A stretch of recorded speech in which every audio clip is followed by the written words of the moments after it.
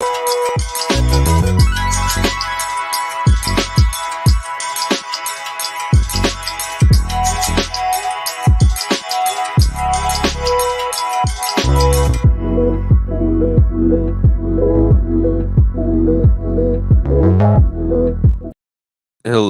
and welcome to week 15. Gotta stop and think about it because of all the mind-boggling action. Sigmund Bloom here. Chris Allen should be joining us shortly, but let's jump right in. There's no time to waste. And remember, folks, you got 4 games of data, so a quarter of the games have already taken place. You can look at your matchups. You can understand if you need upside or floor, if you need to be risky or safe. Thanks everybody for coming out as always. iMind's Cat start 2. Tony Pollard going up against Jacksonville. Isaiah Pacheco, that's automatic. Going up against Houston. Saquon Barkley against Washington tonight. That feels kind of automatic. Zonovan Knight with Zach Wilson. Jerick McKinnon coming off his big game. I think it's Pacheco and Barkley here. I won't talk you out of Pollard. We know Pollard can put up a big game. Zonovan Knight, his outlook is dimmed with Zach Wilson in. And Jerick McKinnon, I think we like McKinnon whenever the game's going to be close. Well, I don't know if Houston can keep it close 2 games in a row. Will Gray, start 2, sit 1. A.J. Brown, Christian Watson, DeAndre Hopkins, Devontae Smith from the wide receivers. I think you got to put A.J. Brown in, and you got to have – I actually go with Devontae Smith. I actually go with both of the Philadelphia receivers this week. Against Chicago, I think you're going to see Philadelphia's offense really function well. Christian Watson's hard to put on the bench tomorrow night against the Rams. DeAndre Hopkins, we know that Colt McCoy is going to have a pretty good game getting the ball to him, at least in the short passing game. So I would actually say Hopkins is a little safer than Watson. Romeo Doubs is going to be back this week. Among the running backs, Will Gray asks, start 2, sit 1. Jerick McKinnon, Rashad White, Jamal Williams, Cordero Patterson. I do like Chris is going to be joining us here in a second. I do in a full PPR. I think Rashad White gets an odd, and you're kind of throwing a dart. And because it seems like you need upside, if Rashad White is one of your 2 running backs, I'd say Cordero Patterson would be number 2, and Jerick McKinnon would probably be number 3 with Jamal Williams going against a tough defense. And I think we're ready to bring in Chris Allen. You with us, Chris? I'm here. Can you hear me? All right. Yeah. Yeah. Well, you know, it's fashionably late, dramatic entrance, dramatic comebacks, dramatic things. We just got a couple questions that we're going to jump in. Now I have Chris to help balance my exuberance or sometimes lack thereof. Let's go in here. iMind's Cat's got some good up-down questions. Tight end. And, you know, I mentioned this, Chris. Mm-hmm. You already know the outcome of 1 quarter of the games this week. So you're going to understand if you need upside or floor. This one I think is a little simpler. You don't have to get into that when iMind's Cat asked about Cole Kmet or Chiggy Okonkwo. I think if you're just looking for just straight volume, I think Kmet's the easier play to make right there. I do like, I mean, this is not to take away anything from Okonkwo at this point. I mean, He's shown the fact that he should be out there on the field, and we should consider him one of the better athletic tight ends in the league. But if we're just looking for safe floor, few targets like here and there in order to like at least escape with a decent outing from the tight end position, I think Kmet's probably your best bet. Yeah, the thing about Kmet that you like is with Chase Claypool and Darnell Mooney out, that's going to be Justin Fields' number 1 guy, and the Eagles' outside corners funnel targets to the tight end anyway. So I think that while Okonkwo could be very good again, and Okonkwo is one of the preferred, I don't have a tight end I've counted on all year. Who am I going to play to see if they can make me survive to the next week? Yes. That's Okonkwo. Yes. And Dulcich or Okonkwo. Now at that point, I'd probably flip it to Okonkwo just because Brett Rippon, and I know Brett Rippon can think and dunk, but I don't want to. I'd rather count on Justin Fields. I'm sorry, I'd rather count on Okonkwo and Ryan Tannehill than anything to do with Brett Rippon today. Yeah, I agree, because I would almost put Dulcich in the, remember how we were thinking about Tyler Higbee when we just saw like the ship going down for the Rams? Yeah, the struggle targets. I mean, that's exactly the way that I feel about Dulcich. So I'm right with you right there. All right, iMind's Cat, and you're one of our biggest supporters, but I'm not going to answer all of your questions in a row. I may come back to some of them. Hopefully some of the questions that we get from other folks. Here's a hot button player. Mel Johnson comes in with half PPR, which can be important here, but not necessarily, because these guys have similar outlooks. Ramondre Stevenson, who did not practice, limited practice. Ramondre Stevenson or Rashad White? I would. Rashad. I think I'd Right. still go Ramondre. I think I'd still go Ramondre, like over Rashad White at this point. And with the way that things are looking, I do think that with the way that the Bengals have been playing on offense or defense rather, I still think Yeah. the target should be there for White. But overall, like with where the Patriots are at right now, Pierre Strong fine, Kevin Harris fine. But if Ramondre Stevenson is out there, the dump off target should continue to be there, especially against the Raiders. I do think it's the better matchup is there for Stevenson. Yeah, I think that's the more likely touchdown scorer here is Stevenson. Stevenson's condition is kind of an unknown, but he should get a larger share of the Patriots' backfield, health permitting, than Rashad White would get in a better offense. So I agree with that. And Mel Johnson also asked, I think this one's a slam dunk. When we bring Gerald Everett in, Gerald Everett or Greg Dulcich, that's Gerald Everett is in our circle of trust at this point. Yes, 100%. I think that's an easy one. And he's facing the Tennessee defense that just gave up 11 for 162. Was that what Evan Ingram got last Evan week? Ingram did. Yes. Yeah. So that's pretty simple. Dave Malone, and we're all, we're scraping tight end, Tyler Conklin or Jawan Johnson. Ooh, I think for that one, still Tyler Conklin. Yeah. I think that one's fine. So in a game when Zach Wilson was scuffling to try to keep up with the Patriots earlier this year, what did Conklin have? Like 8 for 80 and 2 touchdowns or something like that? Yeah. So Wilson knows how to find him. Yeah. And I think that makes it easier than going with Jawan Johnson at Atlanta week down here in New Orleans. Playing for pride. I like that. Hey, it's all the same. I want to put that out there for folks, think about what you would transmit to your favorite team, even if they were outgunned. You never know. Dante Foreman, Rashad White, A.J. Dillon, Zonovan Knight, best running back 2.5 PPR, and then any of them worth flexing over T. Higgins. I would say Dante Foreman isn't that bad, but I guess if you had out of any of them, like probably Bam Knight is probably the easiest sell, like over the rest of them. I mean, going up against Detroit, like we know Detroit's like defense, like while they've been like generating turnovers, like and fighting hard, like for Dan Campbell, like off the top. But I do think with the way that other running backs have fared against them in the past, I do think even with Wilson like under center, it's probably a better layout like for Knight, like versus AJ Dillon, still working in a timeshare. Rashad White, we talked about him earlier. Foreman, I think, is probably the easiest sell, like outside of that. But from a getting carries within the red zone, inside the 20, inside the 10, I think Knight lines up the best, like out of that group over Higgins. And Knight as the running back 2. Yeah. Any like Foreman over Higgins in a half PPR, or leave Higgins in? I would leave Higgins in. I think Knight would be the only one of them. If you had to even like decide between them, right? Like if any of them are worth flexing over Higgins, I would say it would be Knight. Knight is a safe play this week. I think you can safely pencil in Knight for like 7 to 12 points and a half PPR, no problem. It's just a question of what Zach Wilson's going to do to that offense. I actually still like AJ Dillon. Now I'm maybe taking too short of a view by just looking at his last 2 games going into the bye, but I feel like this is his time to ride. I definitely think in a ceiling, if we're talking about ceiling of any of these players, with Chuba Hubbard back, lowering Dante Foreman's ceiling, Dillon's that guy. And I agree with you on Higgins. None of these guys over Higgins in a half PPR even. I'm reminded of Jalen Waddle last night, where it just takes one play with Higgins. That's all it takes is one, especially against that gambling Tampa Bay defense.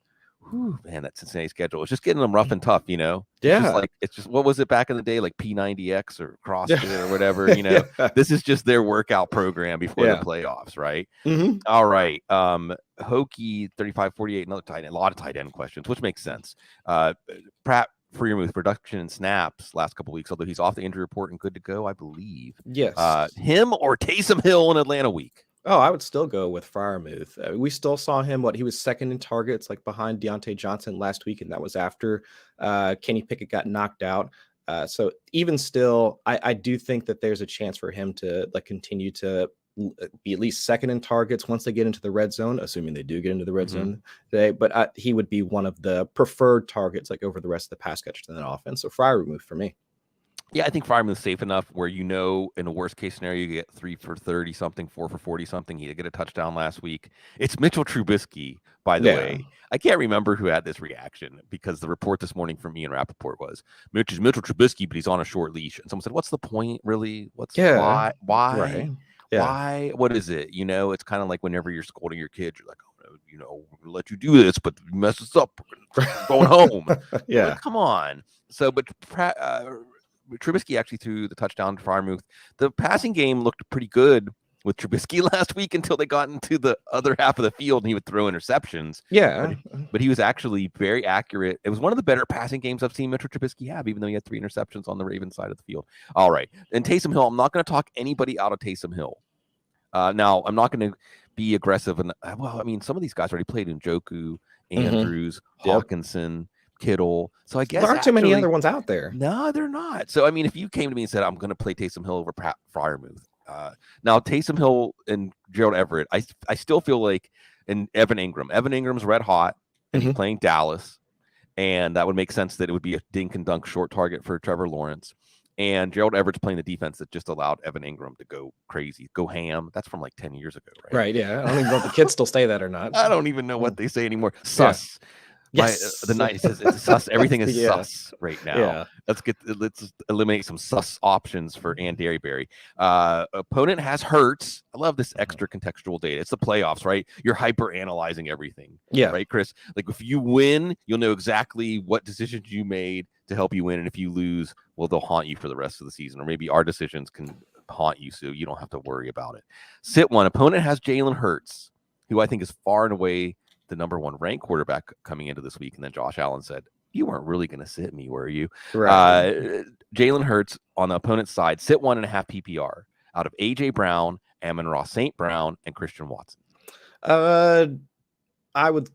I could talk myself into sitting Christian Watson. Yes, I think that's the name that stands out in the first pass through is like, who am I not afraid of sitting? Yeah, because I can understand if you're thinking about if your opponent has Jalen Hurts and looking at the matchup against Chicago, it's just how much are they actually going to need AJ Brown? So I can see myself talk myself into the fact that I'm going to need points like outside of these guys. Because if Jalen Hurts runs in a touchdown, Miles Sanders also runs in a touchdown, then they kind of just matriculate the ball down the field with everybody else. AJ Brown's not going to be the one to really benefit from the Eagles doing well today. But still, outside of Devonta Smith, who else is going to really be catching targets out there? With no Dallas Goedert going to be out there today, it's difficult for me to see how they wind up moving that ball without AJ Brown being a part of that. Amon-Ra, he's going to be in your roster every single week. So it just leaves Christian Watson kind of out there. Not to say that he won't have big plays. He has over the past few weeks, he's been red hot in the touchdown column, but just are they going to continue to rely on him as much as they have in the past? And I don't know. Like we just said, we're excited about AJ Dillon tonight. Aaron Jones can get into the mix. Yeah. Randall Cobb, Alan Lazard. I mean, it's just they're. I mean, that's sort of. I can talk myself into not seeing Christian Watson light up the box score like he has. Yeah, I want to tell people start Christian Watson as a strong wide receiver 3 flex type. Yes. But he's been doing a little more of a high wire act in fantasy terms, in terms of efficiency. Not that can't continue, but when you're talking about rock solid options like AJ Brown, who has that 3 touchdown upside, and Amon-Ra St. Brown with Sauce Gardner, DJ Chark, Sauce Gardner squaring off with each other, you could easily see Amon-Ra St. Brown get to what, Chris, 11, 12 catches today? That's absolutely within his range of outcomes. Even in a half PPR, that's a pretty big boost. Speaking of Amon-Ra St. Brown and the Detroit offense, Danny Romano, Tom Brady or Jared Goff for this week and the rest of the playoffs? I would go Tom Brady for this week. Now with Trey Hendrickson out for the Bengals, what Hilton was dealing with some injuries throughout the week too. So I think Brady for this week, and then I would probably flip over to Goff to close out the season. Yeah, I would even go with Goff for this week, only because and I think you're right to point out Hilton's injury. So I don't know if we're going to get any Chris Godwin questions, but that's probably a good reason to go with Chris Godwin today in that matchup. And you're right, Trey Hendrickson, when Hendrickson was with the Saints owned Bucks Tom Brady, remember? He would introduce himself personally to Tom Brady a lot during the game. So that's also a big loss. I could see that. And Goff is facing a very tough Jets defense. Plus, people like to invest in that Jared Goff on the road narrative. Yes. We'll see. This is the best offense Jared Goff has been in since he was with the Rams. But even then, Vic Fangio would solve him. Belichick solved him in the Super Bowl. So we'll see. Another data point on Ramondre Stevenson. This one might be easier, I think. Harlan Kellenson, Stevenson or Brian Robinson in a half PPR? In a half PPR, still Stevenson for me. That's getting closer though to where I would understand like wanting to flip over to the other option, but I think it's still Stevenson for me. Yeah, I think it's I'm going Brian Robinson here, and here's my logic on this. It's so unfair what the NFL did to the Giants, right? The Giants and Washington play a epic tie, right? Mm-hmm. And then the Washington gets a week off, and the Giants have to play the freaking Eagles Right. and get thrashed. And then they got to turn around and play a rested and very fulfilled, plus a team that had 2 weeks to prepare for the team they just saw. Like, Mm-hmm. Chris, it's one thing to have 2 weeks to prepare for your opponent. It's another thing to have just played them, right? Like Right. you just saw the guys you're going to face one-on-one. Like, it's very fresh in your mind, like what worked and what didn't. Yeah. And I just feel like Washington's going to have a very good game of it. I'm bullish on Heineke, McLaurin, even going down to Curtis Samuel as an upside play. Remember, they asked Scott Turner about Samuel this week, about his role in the game plan. He said, I just have to make sure not to give him so many touches to kill him or something like that, like, so even Jahan Dotson, I just think this is, I was just about to name him. Yeah. So I just think this is going to, and Brian Robinson's going to get your 20 carries and maybe a touchdown. I like Ramondre Stevenson, but there is that Patriots shadowy obfuscation of, Ramondre Stevenson, how healthy is he? I have no idea. The Friday practice is just a walkthrough anyway, but he's going to be active. Damian Harris ruled out. So, and Ramondre Stevenson's been pretty solid, and it is the Raiders. If there's one thing you're going to nudge you to Stevenson in these kind of questions, it would be the matchup. And Darren Danker asked, Stevenson or Strong if Stevenson goes. I think it's got to be Stevenson, but I won't be surprised if after today's games, Chris, we're saying, wow, Pierre Strong's the pickup of the week. The Pierre Strong just looks like lightning in a bottle again.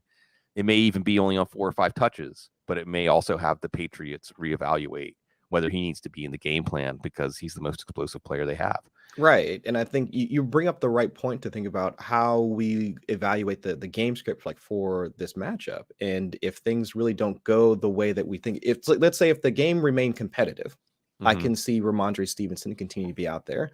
But let's say if Derek Carr throws a pick 6, we don't really like Devontae Adams doesn't take off and like really take over the game. Josh Jacobs gets bottled up, and Patriots are capable of really kind of like, imposing their will on the Raiders.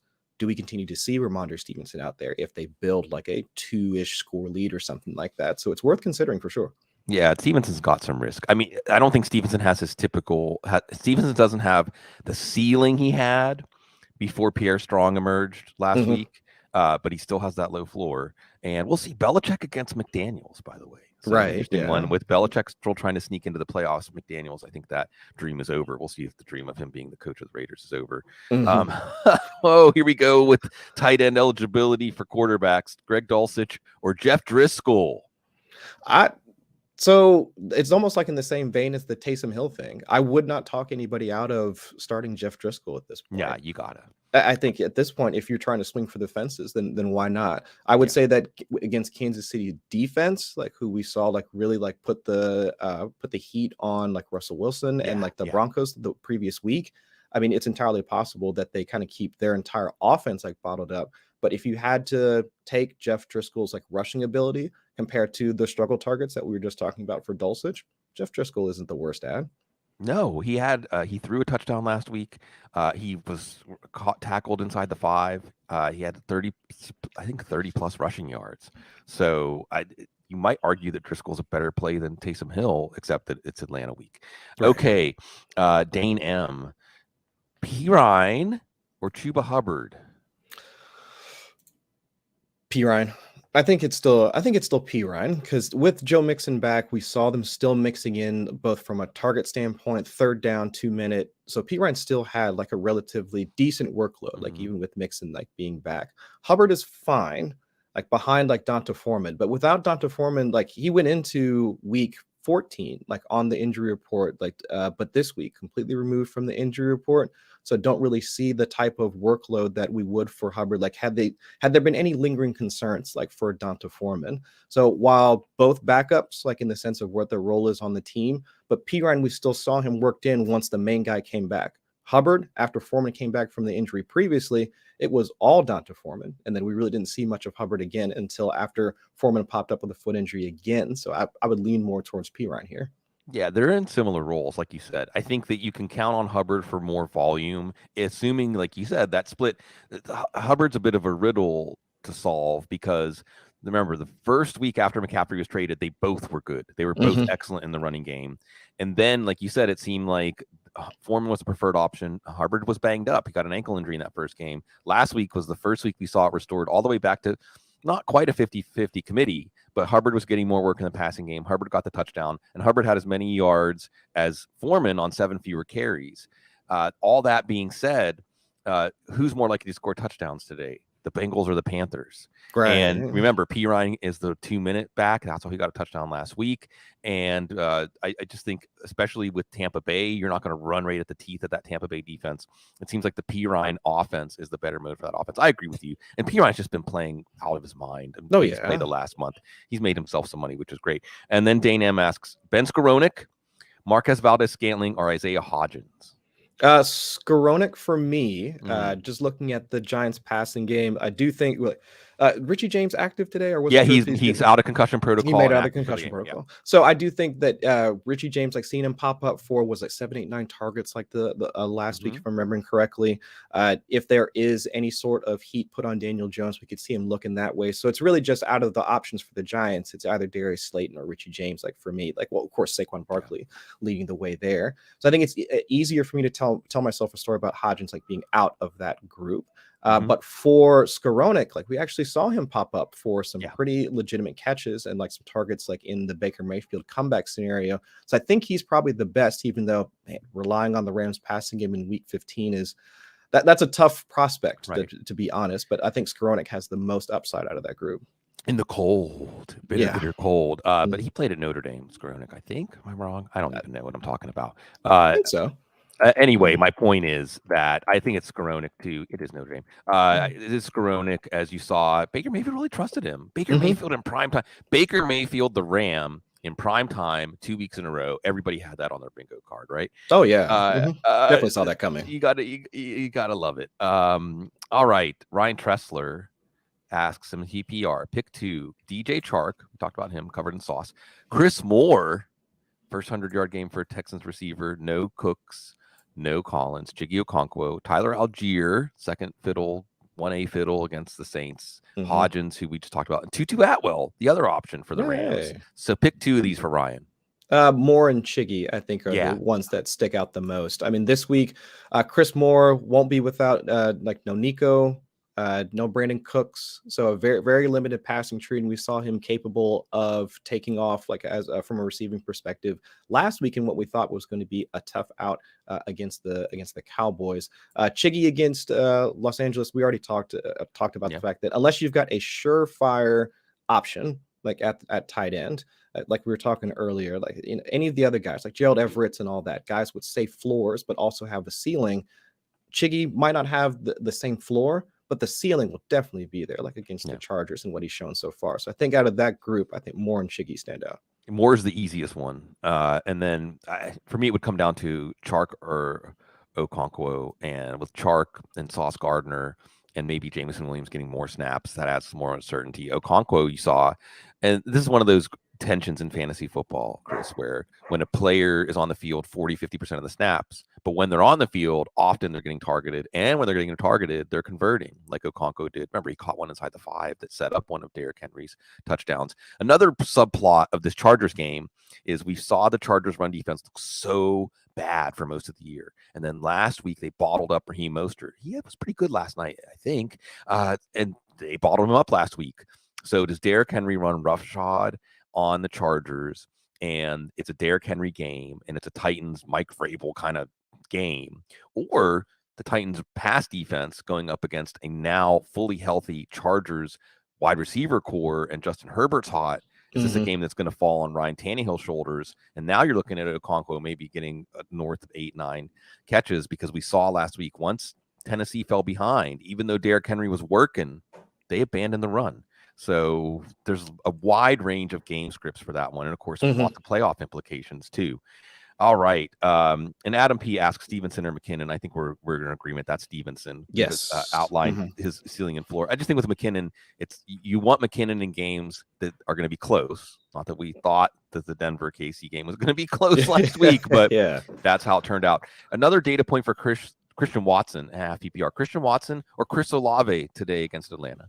I think I would prefer Olave over Christian Watson. I think that's probably the better bet. I mean, from a target share standpoint, if we're talking about floors, at the very least, I would put like Olave, like given his target share, air yard share, like within the Saints offense, like that would put him ahead of Christian Watson. And then if we're looking at ceiling, I'd probably give Watson the edge just from the way that he's been able to rack up touchdowns since he's come onto the fantasy scene. But Olave is like not too far behind him, and going up against Atlanta, that we know that their corners and their perimeter coverage like hasn't been like all too great over the past like month or so since AJ Terrell has been back. It'd be easier for me to say Chris Olave, safe floor, decent ceiling. So I think it's easier for me to look at Olave as the better option over Watson. I think you outlined it right when you said Olave is a floor play, Watson's a ceiling play, and look at where you're at in your matchup at this point. Again, if you faced George Kittle, if you faced Justin Jefferson, Kirk Cousins, etc., versus if you face Jonathan Taylor, right? Yeah. So I'd be more inclined to go safe if I have a lead. I'd be more inclined to go with Watson if I know I need a 25-point game out of that slot. A lot of hand wringing about Mike Evans. Justin Haynes asks, overreaction or valid shift? Mike Evans or Zonovan Knight in a 0.5 PPR?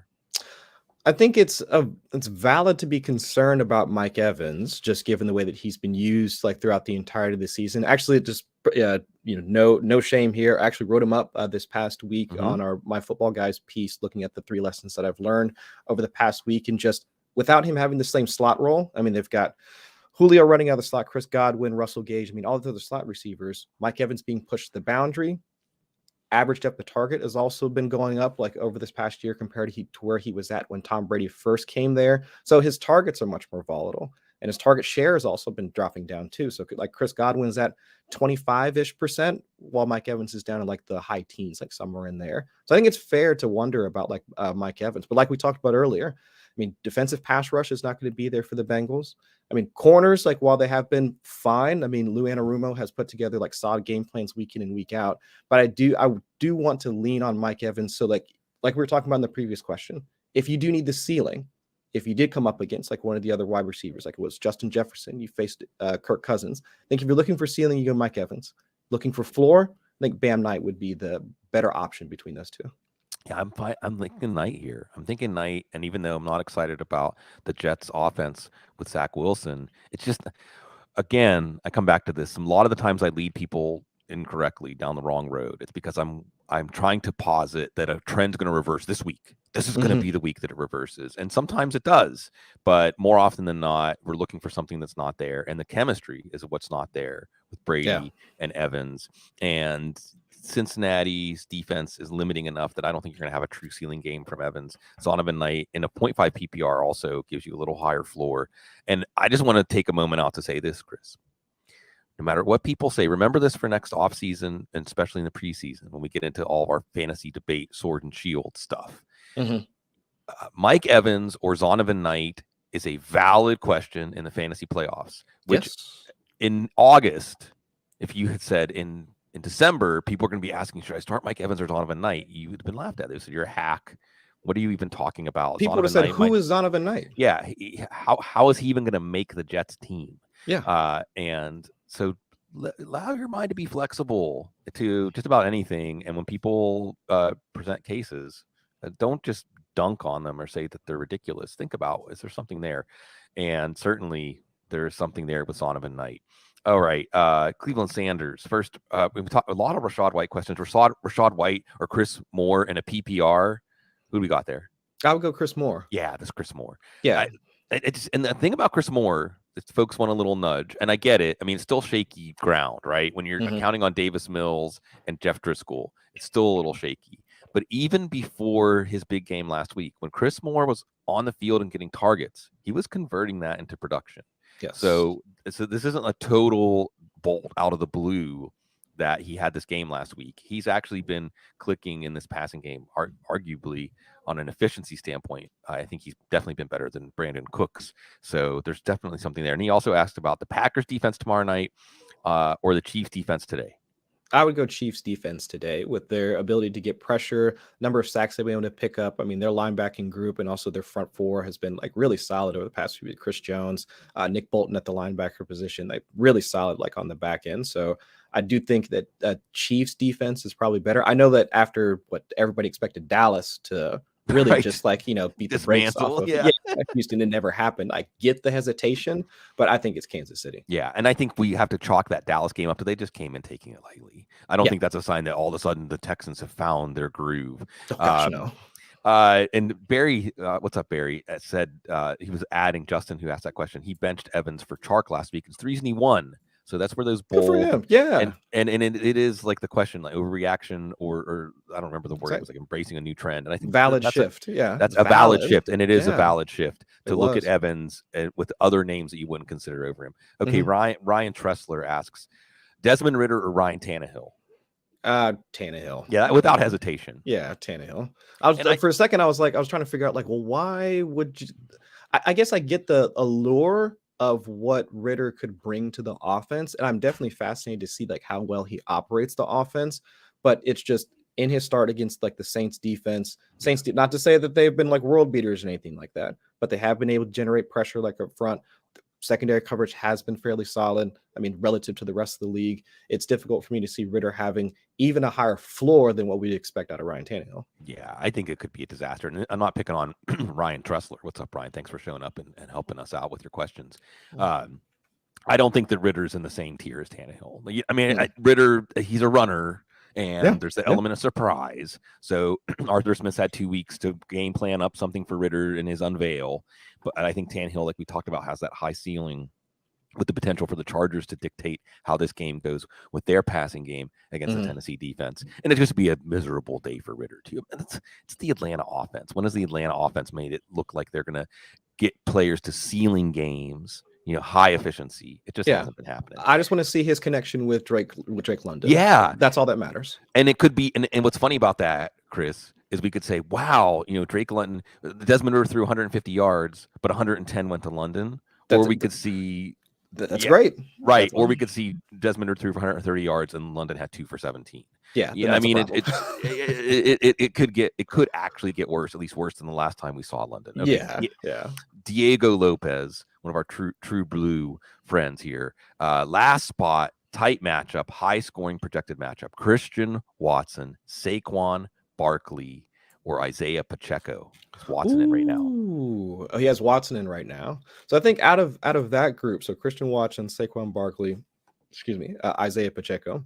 I understand the desire to put in Pacheco. Like, I get that. I think I'd probably still go Barkley. I would have had more concerns like had oh my gosh, like now I'm if Chase Young. Chase Young. I was about to say Jamar Chase, and I was like, that's a Freudian slip right there. But no, if Chase Young had still been a part of they'd been able to work him back in, but not even on the injury report this week for Saquon. Still know like what he's capable of bringing in terms of like his target share, but also the burst that he can get. Played at least decent against the Commanders when they met like a couple weeks ago from a fantasy standpoint, at least. So no, it's Saquon for me. Yeah, you really traced out my psychology. You picked up on that because I want to initially say Pacheco. I feel very confident that if there's an over/under, a prop bet, Chris, that says say like 17 carries for Pacheco, I'd say over. Give me the over. Sure. Yeah. Right. In fact, if it was a prop bet, who will have more carries today, Barkley or Pacheco? I'd probably take Pacheco. Now I want to see the one thing that Barkley has been leaving me wanting in the Giants, and really Brian Dable, is more involvement in the passing game with the depleted passing game. Yeah. Why isn't he catching? Why isn't he like an Eckler or a McCaffrey type in this offense? But some of this also comes down to the psychology of being a fantasy analyst and making recommendations. And it's the old, what can you live with test. Yeah. And even though Barkley hasn't exactly been excelling for the last month since that Houston game when he got 35 carries, I can live with saying, hey, play Barkley over the likes of Christian Watson and Isaiah Pacheco. Now, there are other names we could bring in. I'd say, I don't know if it feels as comfortable saying to bench them. But I feel comfortable saying put Barkley in, and you can feel good that was a sound decision. Where with Watson or Pacheco, you're being a little aspirational, and if Barkley comes through with a touchdown, 120 total yards, and you lose because Watson has 2 for 30, or Pacheco has 17 carries but for 60 yards and no touchdowns, then you kind of overthought it. So I wouldn't be surprised if we see Pacheco bust a 60-yard run in the second half or something like that. It would not surprise me either. But I think you play it straight up. You play it straight up, and you go with Barkley or Diego. Yeah, and with the way that the Chiefs have typically operated once they get into the red zone, I mean, they have one of like the highest passing over expectations like once they get into the red zone. So it's like I can see the reason for Pacheco. The reason the Chiefs get into the red zone is because of Pacheco, but for the reason they get actually into the paint is because of Travis Kelce, Juju Smith-Schuster. I mean, even like Patrick Mahomes, like once he gets busted out of the pocket, he could run one in too. Yeah, absolutely. And that is Pacheco, just the true ceiling game. It's possible, but you got to stick with Barkley. This is a T. Higgins question for Biff, and I think it really comes down to T. Higgins or Chris Moore, but he asks, Higgins in one league, other options are Pickens, Boyd, and Chris Moore. In another league, options would be Drake London, or I guess Cortland Sutton, who I don't think is going to play. So basically, to me, I think this comes down to, because I don't, with Mitchell Trubisky, and Trubisky did throw a nice deep ball to Pickens and went to Pickens in the end zone last week. Pickens there was a DPI on Pickens against Pickens. So if he caught that touchdown, we'd say that was a success. And we know Chris Moore had success enough to start over T. Higgins today. No. I can't. So. No, Chris Moore. I think out of that group, since we were talking about it earlier, like I could see the case for starting him over a guy over Higgins, like in this matchup, because I could see them being able to still work the Bengals being able to work their offense like through Jamar. Boyd can lend some help here and there, but of course, like the running backs, like we were talking about our love for Samaje Perine earlier. I still think if Higgins was capable of going out there and putting in like the practice sessions that he was this week, I think he should be fine, like for that, at least compared to the guys that he has listed. Yeah, it haunts us last week if you played him and you lost the playoff seeding. That was one of those things we didn't even know about until the game started. Well, maybe he could play, but hamstring. But I think this practice participation this week shows me that the hamstring's not a problem, and watch it happen again. Yeah. But look, you play this one straight up, and again, it's Tampa Bay. Tampa Bay is going to encourage your opposing offenses to throw. Yep. And they can be beaten downfield. So on that same note, Andy Sigmund. Hey, Sigmunds of the world unite. Standard, so non-PPR. DeAndre Hopkins, got to get 2 of these. DeAndre Hopkins, Chris Godwin, T. Higgins, or Rashad White. I think we can take White in a standard. We can take him out of the mix. So really out of Hopkins, Godwin, and Higgins, who sits? I think out of that group, I could be fine with Higgins sitting out of that particular group because, like we were talking earlier, Mike Hilton like popping up on the injury report earlier this week. Godwin taking on like a larger target share, like in the offense. Now it's not your PPR format, like where Godwin would really be able to take advantage of the additional point, like per reception. With the way that his target share has really like blossomed over these past few weeks, I think Godwin and Hopkins, like I think those are your 2 target share earners, like in their respective offenses. Where Higgins has taken a step back, like behind Jamar Chase, and rightfully so. I think out of your target share earners, it's Hopkins and Godwin. Yeah, I think it's Hopkins and Godwin for sure, and even in a standard because they're going to give you that high floor. And it sounds like Boyd's going to be back today, too. Also, so look, after last week, we might think Trenton Irwin's going to be the number 2 target in this offense. Not bad, too. On this flea flicker. Yeah. Pulled it down. You got to love the adaptability Cincinnati shows. I'm going to start waxing rhapsodic about Cincinnati and their adaptability, except for that one game against the Browns. But yes, the second game against the Browns, they figured it out. Donk Crypto wants ceiling for FFPC, so that's tight end premium. Ceiling 2 of these options: Devontae Smith, Isaiah Pacheco, Jerry Jeudy, and Zonovan Knight. Looking for ceiling, I think the first 2 names you listed off, I think that's right there. I mean, we were talking Pacheco earlier, and like the only reason that we're concerned about him is just like the ceiling is definitely there for Pacheco, but it's just like the floor in comparison to the other options that we had in that question. Sure, I might take the floor for Saquon Barkley over Isaiah Pacheco's, but yeah, looking for ceiling, Devonta Smith. We've seen ceiling games from the Slim Reaper over the past like couple of weeks, especially with Dallas Goedert still out today. We've seen ceiling from Isaiah Pacheco. So yeah, I think those are the 2 easiest ones. Yeah, I think so too. All right, rounding out. We've got a couple more minutes here. See if we can get a few more in. We haven't talked about either of these players yet, so I like this one from JD. PPR, Hollywood Brown, who has an illness but reports this morning he is going to play against Denver, or DJ Moore, who is going to play with his ankle issue against the Steelers. Hollywood Brown. Yeah, I think so. Yeah, I get that. I mean, I would rather, it doesn't really matter, like, because they're both dealing with, let's say backup quarterbacks. I don't want to talk about like the relative like goodness of either, either quarterback, but I would say that playing on the interior away from Patrick Surtain, it's probably your better bet, like for Hollywood. And Colt McCoy has played well, like in the last few times that we've seen him come under center, like for relief for Kyler Murray. So I lean towards Hollywood there. Okay, the last one here, this is like the essay test at the end of the test, right? The final question on the exam here. Michael Trainer, and this is a good one. PPR needs 3 of these 6. Christian Kirk, Chris Godwin. I'm gonna add my editorial. Okay, PPR. I think Chris Godwin. I can stop right there and say Chris Godwin's one of them. Yep. Okay, so now we're down to 2 out of 5. Christian Kirk, Chris Olave, Garrett Wilson, T. Higgins, Christian Watson. Michael says he has them all ranked within 10 slots of each other. That's about right. So this is where we make the big money, Chris. Other than Chris Godwin, who out of Kirk, Olave, Wilson, Higgins, and Watson are we putting in here? So if he needs 2 more out of that group, I would lean towards Chris Olave and Garrett Wilson. Actually, like aren't bad options there. So Garrett Wilson, he had like a couple of weeks there where Zach Wilson actually was like under center. I think this was like weeks 8 and 9, if I'm remembering, like off the top of my head. So week 8, that was against the Patriots, 7 for 115, no touchdowns. Right. Week 9 against Buffalo, 9 for 92 and no touchdown. And that was with Zach Wilson under center. So we think about rookies like early on in the season needing to actually get in sync with their quarterback. Seemed that was fine. Zach Wilson didn't start until the week 4, week 5. And then Garrett Wilson like really started to blossom. We've seen like what he's done like over the last like 4 weeks or so. I think I would go in that direction. So Godwin for sure. Olave against Atlanta, absolutely. Garrett Wilson, I think, is probably the last one that I would throw in there. It's funny. This is one of those questions, Chris. You spend all week on your projections and rankings and stuff like that, and you get a question like this, and you have your opinion, but then you go back and you say, "Well, what would my rankings actually say?" And just to put a point on this, because as he said, so here are my rankings in a full PPR as of right now. I actually have Christian Watson 18, Chris Godwin 20, T. Higgins 21, Christian Kirk 22, Chris Olave 24. Garrett Wilson, 26. So you're right there. Oh my gosh. Yeah, we were absolutely right there in terms of how tightly grouped these guys are. I think Godwin's safe. I think you're right. I mean, so it's almost like take some from column A and column B. So I would say like go with 2 safe and 1 upside guy, right? And the upside guys, and depending on your matchup.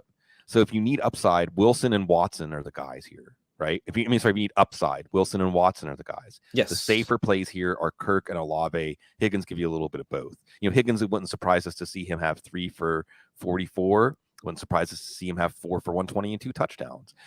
So he's kind of in that Wilson Watson vein, but I think because the not quite as crowded pass offenses, maybe even though Higgins has the best quarterback play out of those 3. Sure. So my rankings would say what? Watson, Godwin, and Kirk. And I think I'm pretty good with that. Although Higgins, Olave, and Wilson are all tight, and trust your gut. But again, the best advice I can give to this question, Michael, is Wilson, Watson are your upside plays. Kirk, Olave are a little bit safer. Godwin, I think, has to be in because in a full PPR, 8, 9, 10, 11 catches sounds about right against Cincinnati. Before we sign off, Chris, it was by the way, and last night's game showed after all the hand-wringing about the weather in Buffalo with the snowballs, it was a pretty good offensive football setting, which should help us know how high to turn or low to turn the volume on weather when we're looking at these games. So with that in mind, Chris, any decisions being skewed by weather tonight or tomorrow? Actually, for tomorrow's game against with the Packers and the Rams, the temperature is supposed to be down in like the single digits. Yep. And of course, that's where everybody will start to be like, AJ Dillon, 150 yards and 2 touchdowns and all that. Aaron Rodgers actually has played in some cold games like that in the past. And he's been one of the So let's see. I've been doing this, or I have a database going back to like 2001, 2002. Seven quarterbacks have or what? One, not seven quarterbacks. I found 7 games that have like the played in similar conditions. Aaron Rodgers accounts for like roughly like half of those, and he's thrown over, like, he's one of the few quarterbacks that's actually thrown over 250 passing yards like in those games. Yeah. So I think the passing game like should be absolutely fine. So like, while I know folks might want to at least go towards the running game, and rightfully so. I mean, Aaron Jones is fine, AJ Dillon's fine, and all that. But I still think, like we were talking about earlier about Christian Watson and the rest of the options, I don't see much of an issue for them, at least from a weather standpoint, like going up against the Rams tomorrow night. Yeah, and the Rams wise, Baker Mayfield played for Cleveland for 4 years, so he's used to playing in the cold. Yeah, and again, Ben Skowronek has played in the cold, and we'll see. We will see. It's so funny to get up this morning, Chris, and do this show with you, which I always enjoy and look forward to. Knowing that the first 4 games we've seen this week, I think it's just this message is spell out the first letter of every sentence. Fantasy football senseless. It proves nothing, but we love it. Yes, we love it. It gives us an excuse to hang out while we watch football, while we think about football, and it's a beautiful thing. I think we'll be back Saturday. We talked about this last week on Christmas Eve.